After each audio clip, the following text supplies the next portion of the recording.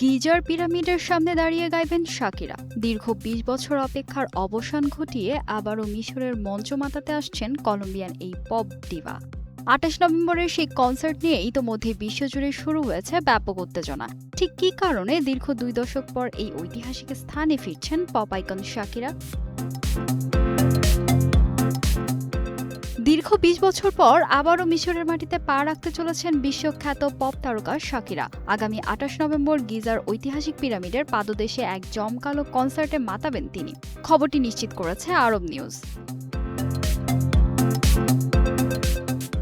উল্লেখ্য, ২০০৭ সালে শেষবার মিশরে পারফর্ম করেছিলেন শাকিরা। দীর্ঘ বিরতির পর আবারও তাকে পুরনো এই মঞ্চে দেখার অপেক্ষায় ভক্তরা।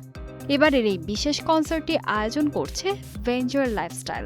এর আগে এই প্রতিষ্ঠানটি জেনিফার লোপেজ, কেটি পেরি ও জন লেজেন্ডের মতো বড় তারকাদের কনসার্ট সাফল্যের সাথে আয়োজন করে নজর কেড়েছে। বর্তমানে শাকিরা তার নতুন স্প্যানিশ অ্যালবাম লাস মুজেরেস ইয়ানো লোরান অর্থাৎ নারীরা আর কাঁদে না এর বিশ্বব্যাপী প্রচারণায় ব্যস্ত রয়েছেন।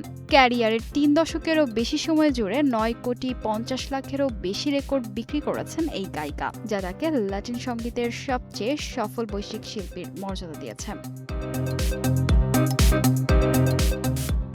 সাম্প্রতিক সময়ে মুক্তি পাওয়া তার ডাই ডাই গানটি ফিফা বিশ্বকাপের অফিসিয়াল ট্র্যাক তালিকায় জায়গা করে নিয়ে বিশ্বজুড়ে আলোড়ন তুলেছে।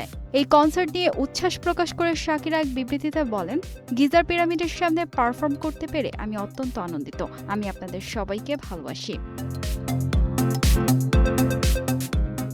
সব মিলিয়ে ২৮ নভেম্বরের রাতটি যে সঙ্গীতপ্রেমীদের জন্য একটি স্মরণীয় রাত হতে যাচ্ছে তাতে কোনো সন্দেহ নেই।